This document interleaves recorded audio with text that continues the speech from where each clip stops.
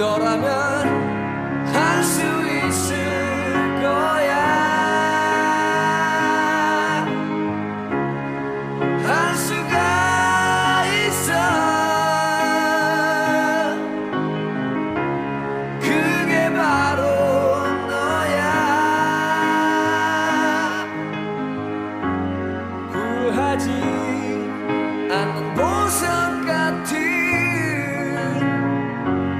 마음이 있으니 할 수 있을 거야. 할 수가 있어. 그대 사랑 가을 사랑 단풍 일면 그대 우고 그대 사랑 가을 사랑 낙엽 지면 그대 가네 그대 사랑 가을 사랑 파란 하늘 그대 얼굴 그대 사랑 가을 사랑 새벽 안개 그대 마음 가을아 전인가요? 10월 14일 날 보도가 한 번 있었는데 구글 코리아가 2024년도 법인세 세금이 240억이 나왔죠. 2023년도에 155억을 냈어요. 그래서 제가 작년 이맘때쯤에 가을이 들어서기 전에 구글 코리아가 매출이 네이버 정도 된다. 네이버가 한 달에 한 1조 하거든. 그럼 12조 아니에요? 카카오가 한 7, 8천억 하죠. 그래서 한 9억? 카카오가 8, 9억 정도 해요. 구글 코리아가 네이버 정도의 매출을 올린다면 2023년도에 구글 코리아가 법인세 낸 것이 5천억이에요. 근데 네이버가 2024년도에 약 12조를 매출하고 5천억을 냈는데 거기에 유사한 매출을 올린 구글 코리아는 광고성 매출이라고 해서 155억만 냈습니다.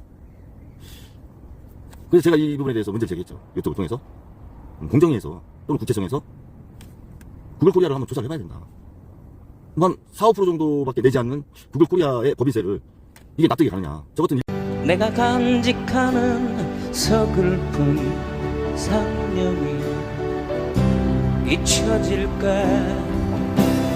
난 책을 접어놓으면 창문을 열어 흐린 가을 하늘에 기억들을 잊혀져간 꿈들을 다시 만나고파. 흐린 가을 하늘에 편지를 써.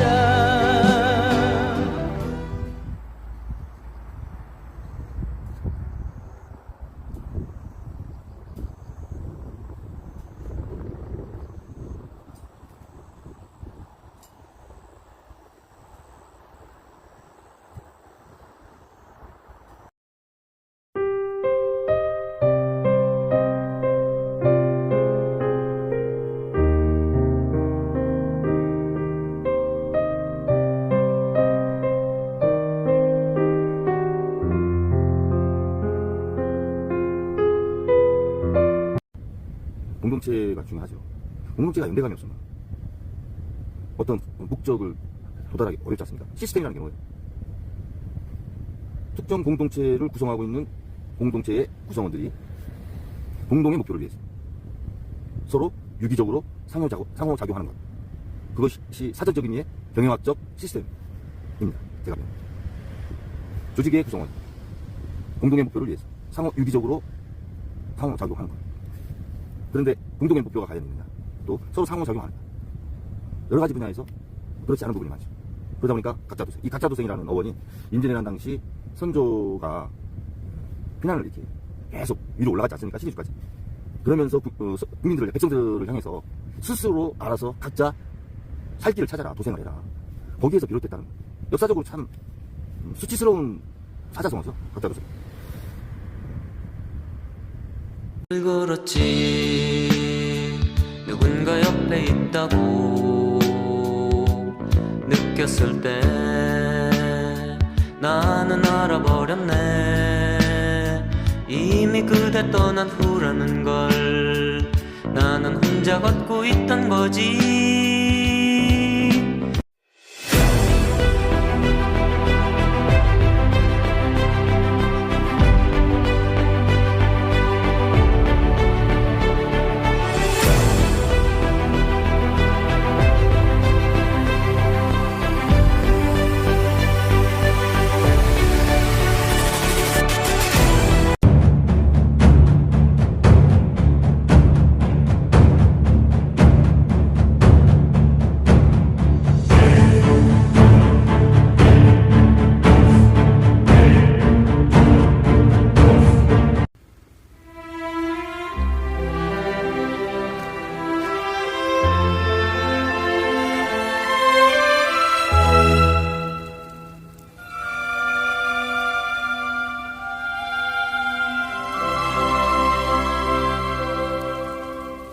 새못이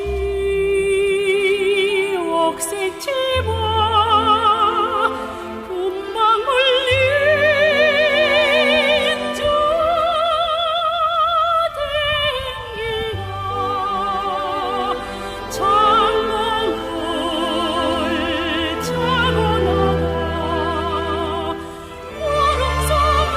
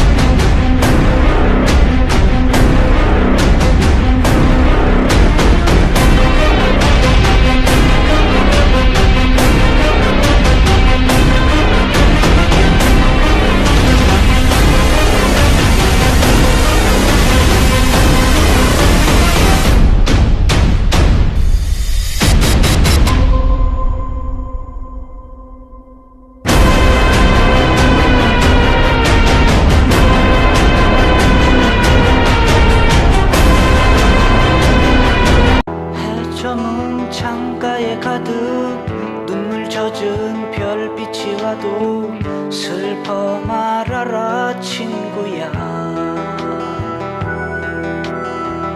깨진 꿈이 서러우면 작은 불을 밝히려마 두 손을 모으고 친구야. 가슴까지 태웠던 사랑은 지난 꿈이 되었어도 슬퍼 말아라 친구야. 참을 수 없는 슬픔이 다가와 너의 두 볼을 적시거든 눈을 감고 내일로 가자 친구야. 지나버린 시간 일랑당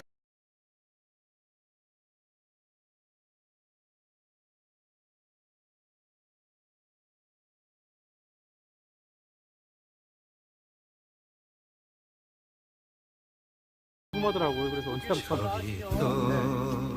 떠나가는 배 거친 바다 외로이 겨울비에 젖은 곳에 가득 찬바람을 안고서 언제 다시 오마는 허튼 맹세도 없이 봄날 꿈같이 따사로운 저 평화의 땅을 찾아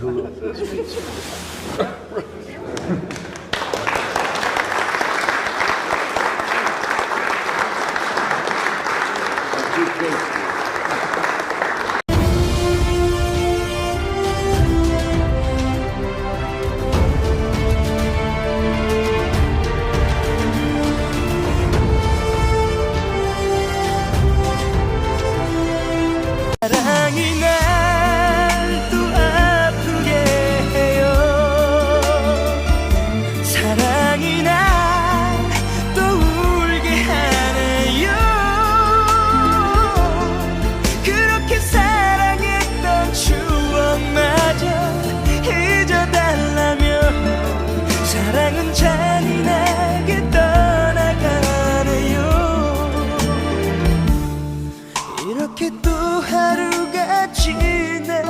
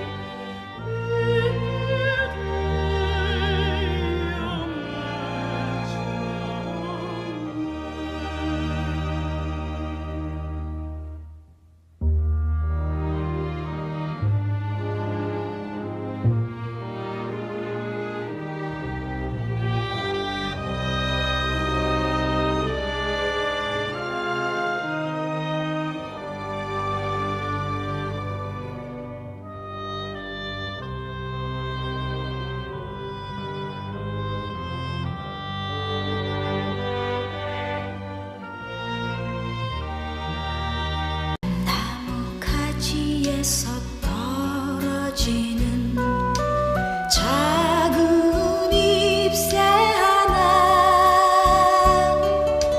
그대가 나무라 해도 내가 잎새라 해도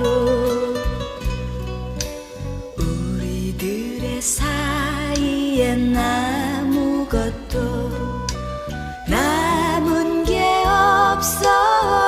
또 한 가지는 지하경제가 상당히 우리나라는 범위가 많습니다. GDP의 25%, 4분의 1이 지하경제입니다. 한국 GDP가 2,500조에서 2,600조 된다고 보면 650조라고 하는 지하경제가 매년 움직이고 있다고 이렇게 봐야 됩니다. 김영삼 대통령 시절에 금융실명제를 했음에도 불구하고 지하경제가 상당히 많이 남아있다. 이것을 양성화시키면 산업이 더 활성화되고 지하경제에 있던 돈이 기업이나 내수시장으로 이전될 때 국가의 동력은 탄력을 더 받지 않겠느냐 이런 생각이 들고요. 저성장기에 지하경제가 크면은 서민이 상당히 힘든 겁니다. 뭐 사채, 불법 사채 6만 프로 이런 보도까지 있었잖아요. 지금 법정 이자율이 20%인데 상한선이 1년에 6만 프로라고 하는 거는 생각할 수 없는 이자율이죠.